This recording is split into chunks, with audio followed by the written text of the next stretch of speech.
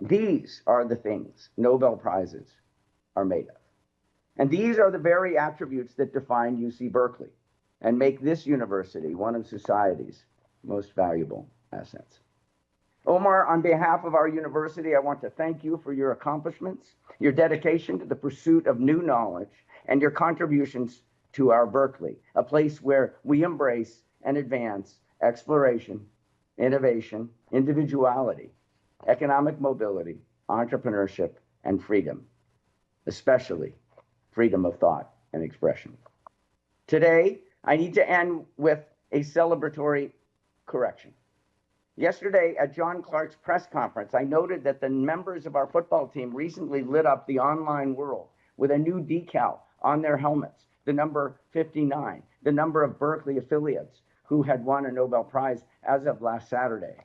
But I was wrong yesterday to put the new count at 60 because all three of the physics winners were affiliated in some way with our university. So thank you, Omar, for giving me another shot at this. Cal football players, today your helmets are even more out of date because 63 is the new 59. Besides, you know, being in California, it's not easy getting up so early every day.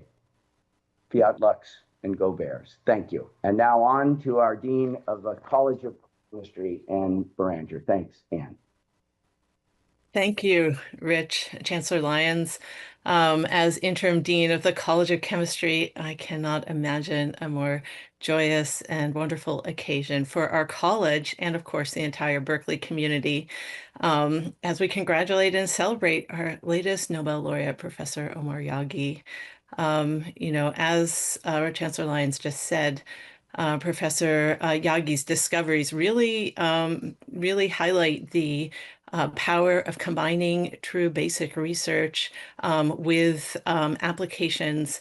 And together, you know, Omar's brilliant work in really developing new covalent chemistry, like the most basic you could imagine, which led to the discovery of new, you know, brand new types of materials with incredible amounts of surface area, which is very fundamental. And then the applications of these materials are immense, you know, the carbon capture, hydrogen and methane storage, as Chancellor Lyons said, catalysts, just really without, you know, it's just the limit of our imagination that limits what could be done with these materials to help solve the problems of today and really impact billions of people around the world. So just incredible chemistry, and I'll also add that Professor Yaghi doesn't end with groundbreaking science of both basic and practical nature, but he combines this with the desire to mentor and outreach also on a global scale. He's established, you know, an entire institute in order to really, you know, bring up the best and the brightest and provide opportunities across the entire world. So we are just so proud and so excited and thrilled by this our newest Nobel laureate, and we really give our heartfelt congratulations to you on these well-deserved accomplishment. Thank you. Thank you. My name is Kara Mankey. I am a science writer at UC Berkeley, and I will be moderating the Q&A portion of the press conference. We ask that you please keep yourself muted, and if you have a question, leave your name and affiliation in the chat. And I will ask you to unmute yourself and ask your question. And let me know if you'd prefer that I ask. You can also just put your question in the chat and I will ask that. And like we said, I will be periodically adding the link to our press release and a folder with photos and video into the chat as well. So let me know if you need that. So Omar, to get us started, I know it's been an exciting morning for you. Could you tell us how you found out about the news and a little bit about what your morning's been like?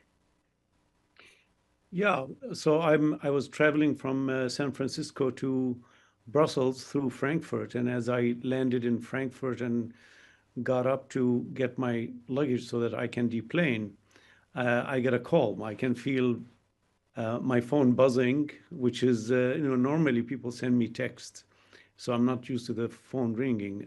So I looked at it and said, Sweden, right there. And so I answered, and the secretary of the Nobel Committee and the Swedish Academy of Sciences was on the line informing me of the fact that they have decided to award me the Nobel Prize. So that was really exciting. I talked to a couple of the committee members as well. They're all wishing me the best, but it was absolutely thrilling. You cannot prepare for a moment like that. So I was just surprised and delighted by the news. And since then, my phone hasn't stopped ringing, buzzing, receiving emails, hundreds and hundreds of emails. I have no idea how I'm going to respond to all of them, but a lot of well-wishers, friends and family and colleagues from all around the world. So yeah, it's an amazing time. It's indescribable. The feeling is indescribable, but it's absolutely thrilling. I wanted to just thank Chancellor Lyons and Dean Barringer for their thoughtful, kind remarks and their warm congratulations. And I just want to say that I am really a product of the public school system in the US. All my degrees have come from public schools, and I have always enjoyed attending as a student and working as a professor in these universities, especially UC Berkeley, where the faculty are given full freedom to explore, fail, and succeed, and still we are being supported by our colleagues and our administrators. So I just want to thank you both, but also really just say that this recognition is really a testament of the power of the public school system in the US that takes people like me with major disadvantaged background, refugee background, and allow you to work hard and distinguish yourself. And the system allows you to do that at these public schools. So yeah, thank you very much. Yeah, thank you. That's great. And I think every scientist dreams of getting that call from Sweden. So that's wonderful. Could you describe in your own words the breakthrough that you're being recognized for today? Yeah, we discovered a way of taking inorganic building blocks and organic building blocks. These are the constituents of nature, and stitching them together to make frameworks. And these frameworks encompass space within which one can trap gases such as water or carbon dioxide or hydrogen. Even they could be designed to seek out contaminants in water like PFAS or organic contaminants from water or contaminants from the atmosphere. The amazing thing is that you can also modify their pores so that you can catalyze reactions, and in some applications where we take poisonous molecules and make them harmless molecules through their passing through the pores of these materials. I think the thing that the committee described in their announcement was that in a gram of a MOF, of a metal organic framework, that gram, which is no larger than a sugar cube, encompasses a space as large as a football field. So you can imagine how powerful these materials are in terms of compacting gases without having to use lots of energy, such as high pressure or low temperature. So I would say that that's at the core of our citation, the development of metal organic frameworks. Thank you. First question from David Castelvecchi at Nature. David, would you like to unmute yourself and ask your question? Yes. First of all, on behalf of all of us at Springer Nature, congratulations on today's award, Professor Yaghi. There had been a lot of applications mentioned in the press conference this morning, and we ourselves have covered beginnings of attempts to capture CO2 with MOFs. But would you say that there are applications where the MOFs have, quote unquote, lived to their hype, where they are already beginning to replace other maybe competing techniques for a certain application? Thank you. Well, yeah, thank you for the question.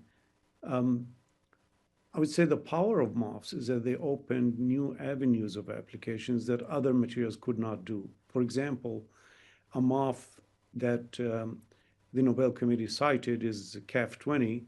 That MOF is being scaled up to hundreds of tons by BASF and is actually commercialized in Canada, is already in cement plants, taking up CO2 from flue gas of cement plants before it reaches the atmosphere. So that's I don't see that as a hype. That is a implementation of science, basic science, all the way to benefiting society. So that MOF is now in three.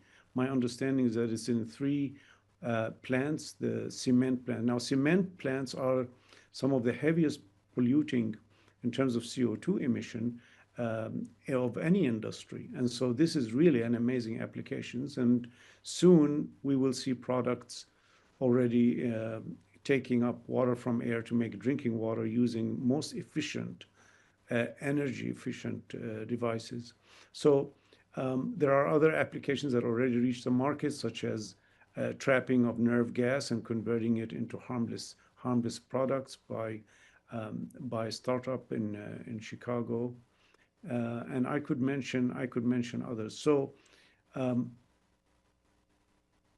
I think the fact that these materials are so vast, the number is so vast, and the applications are so vast, sometimes we forget that the basic things are already there, and the applications are already commercialized, some of them, yeah, as I mentioned.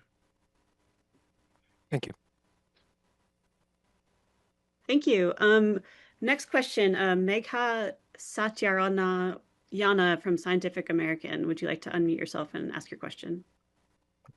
Good morning. This is Megha Satyarayana. I am with Scientific American, and the cement plant example is what I was actually thinking of with my question. When used in such a large scale, how do you prevent MOFs from becoming part of the pollution problem themselves when one of the lauded goals of this technology is to actually reduce pollution and reduce greenhouse gases? Good question. I think that the chemistry of MOFs is enabling us to not just solve an existing societal problems, but that they don't become a problem in themselves, because we make them so robust. And the committee cited this in their speech this morning, that they have to function for years in a power plant so that you don't have to replenish them every time. Well, that's saving a lot of our resources. But also, the thing that I want to really say is that we have developed methods where at the end of the lifetime of the MOF, one can separate the metal from the organics using strong acid and then reassemble those using zero discharge methods and using water as a solvent. So the very chemistry that we discovered is not just about making the framework, which is exciting, and their application, but also it allows this variability and this flexibility allows us to regenerate the material with zero discharge of any contaminants. So I'm very, very happy, actually, you asked that question, because not many have been discussing this out there. Yeah. Thank you. Jonathan Allen, would you like to unmute yourself and ask your question?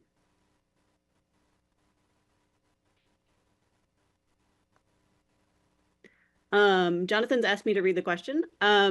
What do you think the biggest impacts of MOFs might be, and how might they look different in 30 to 50 years?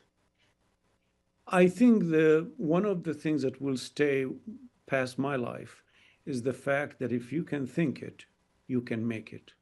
Okay, if you can think up a material that you want, whether you're a startup or a professor or an emerging student trying to learn chemistry, you can actually go to the lab and make it. And it sounds trivial, but this is not so easy in chemistry. Sometimes you think up molecules, materials, and you go to the lab and you find, well, it doesn't really work the way you thought it would work.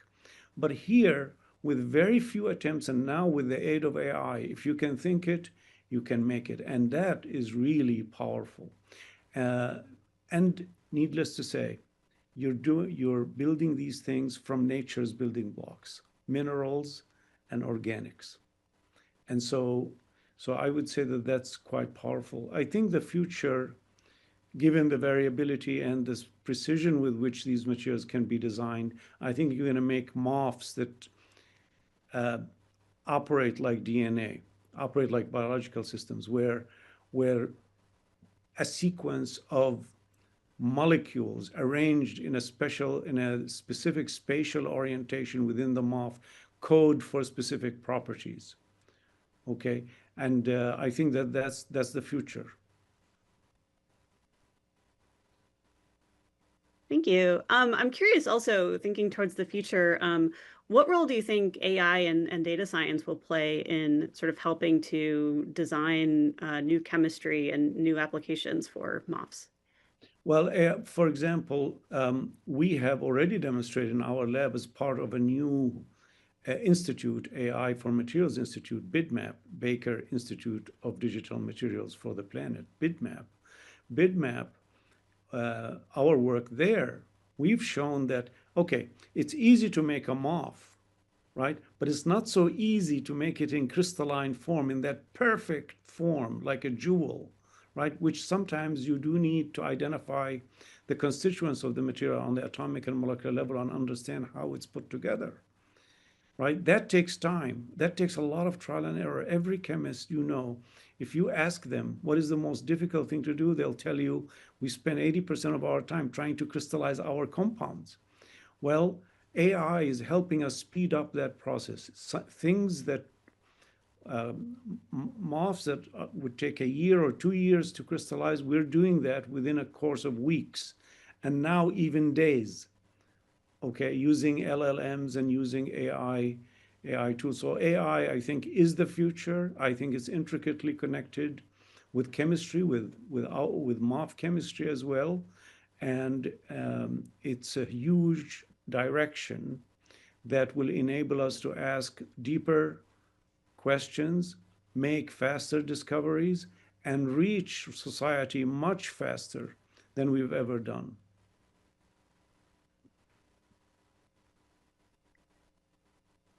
Thank you.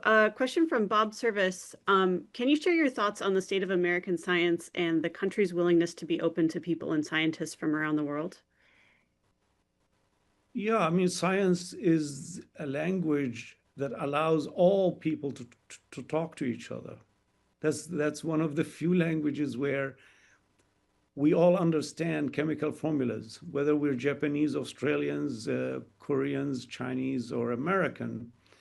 A chemical formula is universal, and the lingo that goes with that is also universal. So science allows us to talk to each other, and I don't think you can stop that. I think that that's something that will continue to be important, and enlightened societies will encourage it.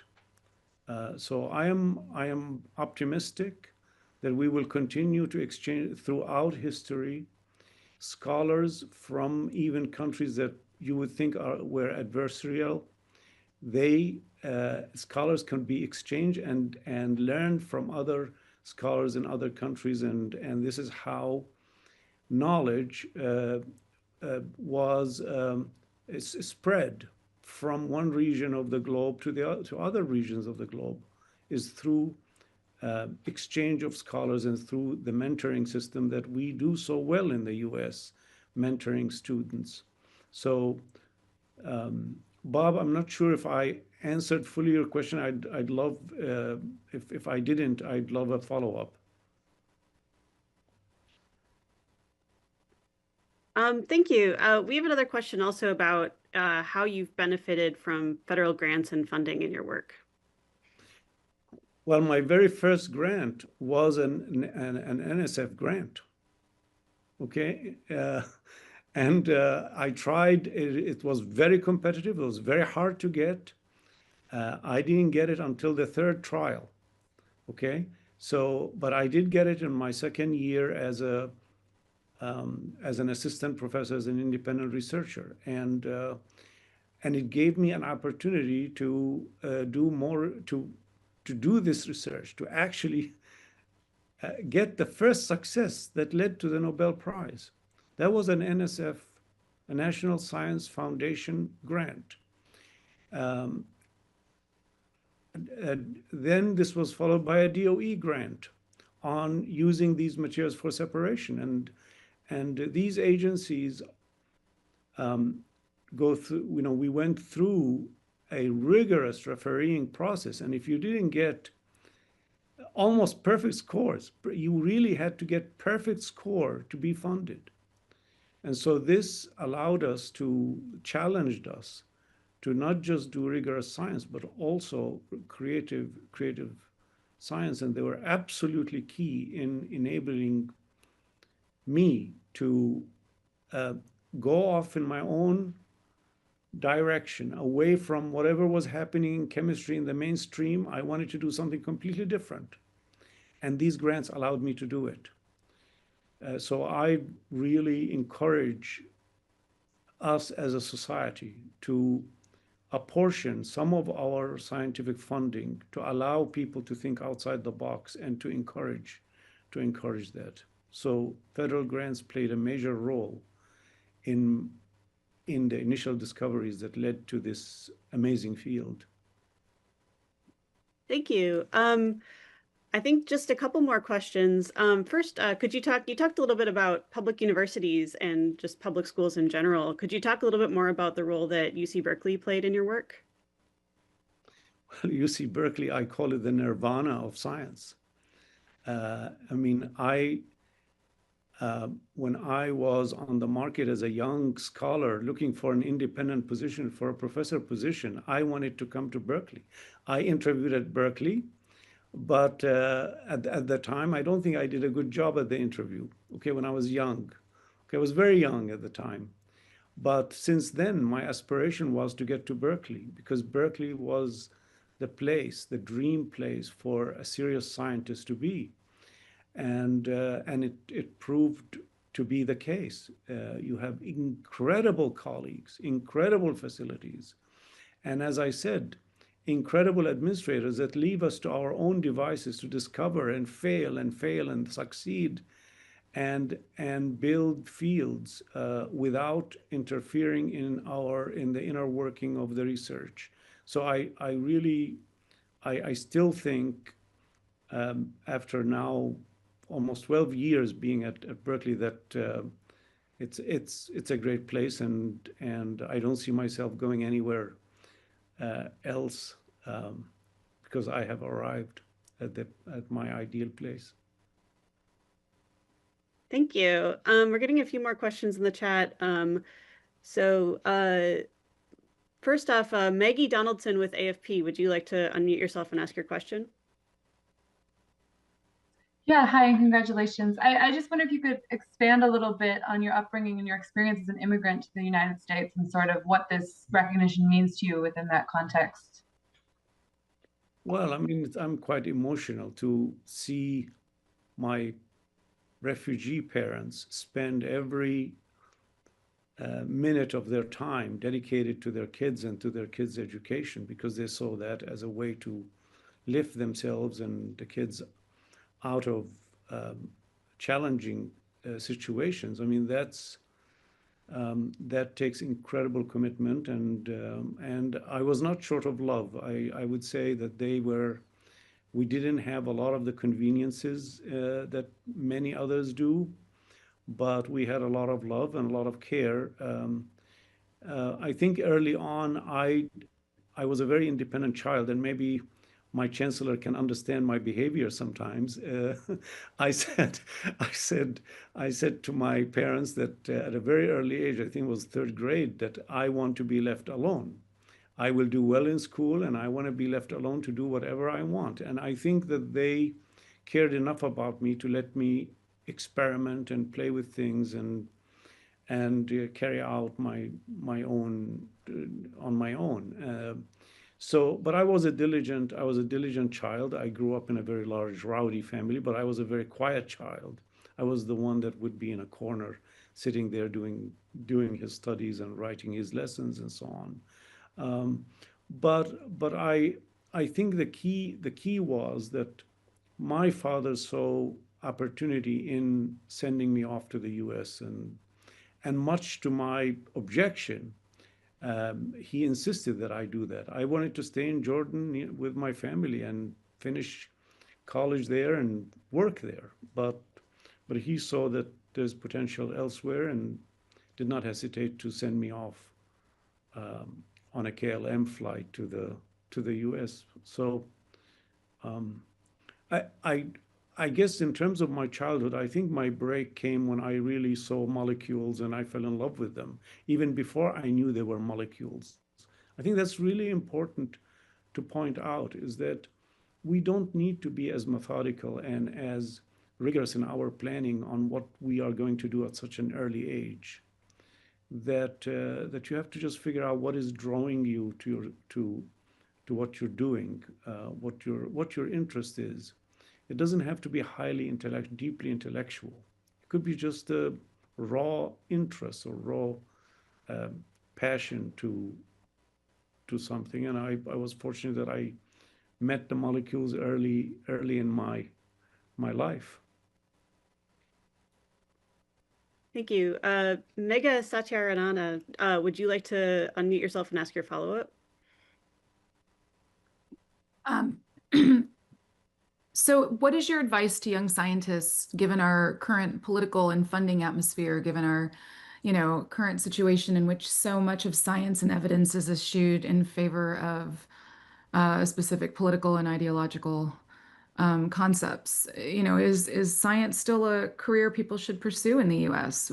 What is the secret to being successful right now, if this is where you're starting? You can't solve society's problems without science. You need science. You need materials. You need the knowledge that comes with it, and you need what knowledge leads to, and what it leads to sometimes are very unpredictable directions that lead to building industries and building wellness to society.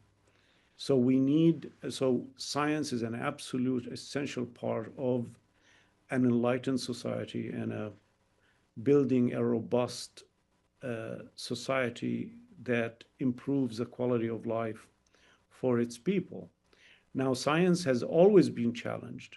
There are many examples throughout history where science has been challenged with various things, various sides challenging science. And I think it's healthy for us as scientists to renew ourselves in a time of crisis or in a time of these experiencing these challenges. So I wouldn't let the day-to-day events stop me from pursuing the wonderful frontiers of knowledge of science.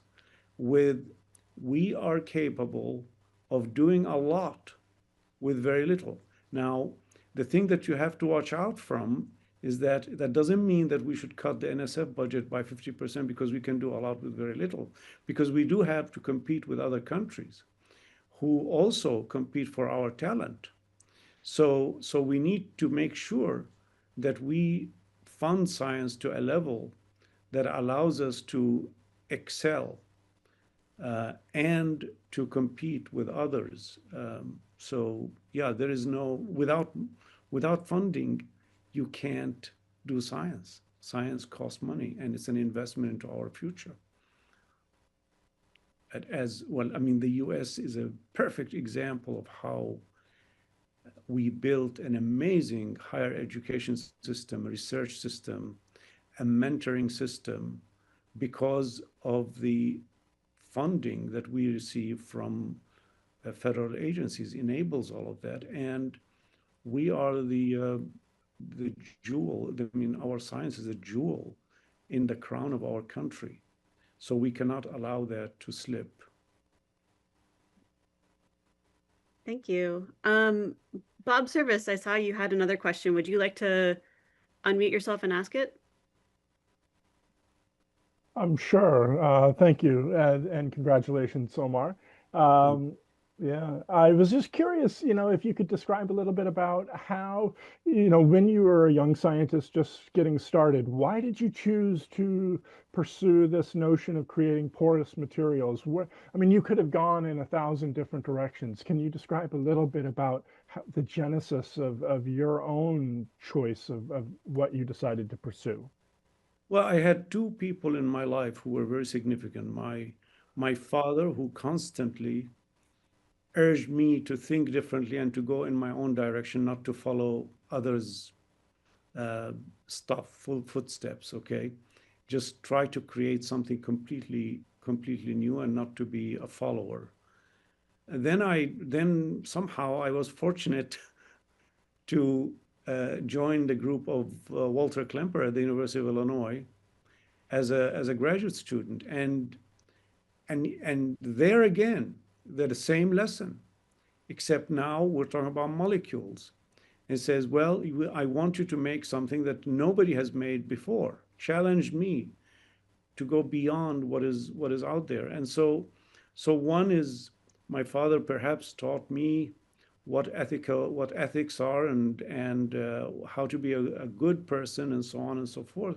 But my PhD advisor taught me, basically sculpted my brain on how to be a rigorous scientist, but also to think beyond what is already out there. So if it wasn't novel, it wasn't worth doing with these two characters in my who were in my life.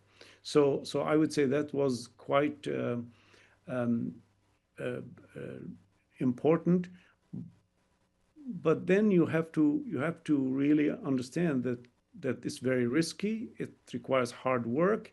It's full of failure, as all great things are, and you just have to sustain and believe in the power of the experiment, right? That would be my advice to the young people: is to believe in the power of the experiment.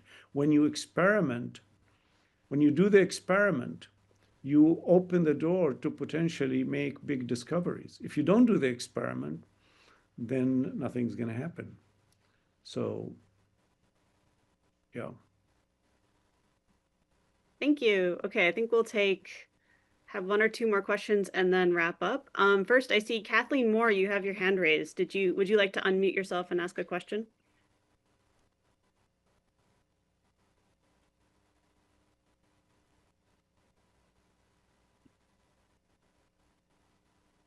All right, not hearing from Kathleen. I'll go ahead and ask, what are your plans for the rest of the day? How are you going to celebrate? Well, I'm in a conference, and so tonight they have a dinner. I think we're going to celebrate there and discuss what we're going to do the following day, where I lead a discussion about complexity within order. That's basically what there's nothing else planned beyond that. The usual, obviously I have to reply to some of the congratulatory emails. Yeah.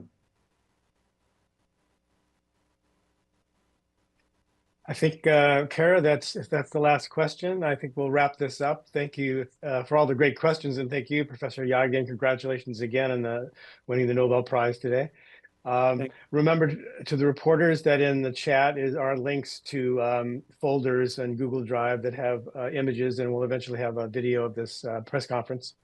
But have a great day. Professor Yaghi, enjoy the rest of your day and the accolades that are going to come your way, and toast yourself today as well. Okay, thanks everybody. Thank you. Appreciate your warm congratulations. Yeah, bye-bye.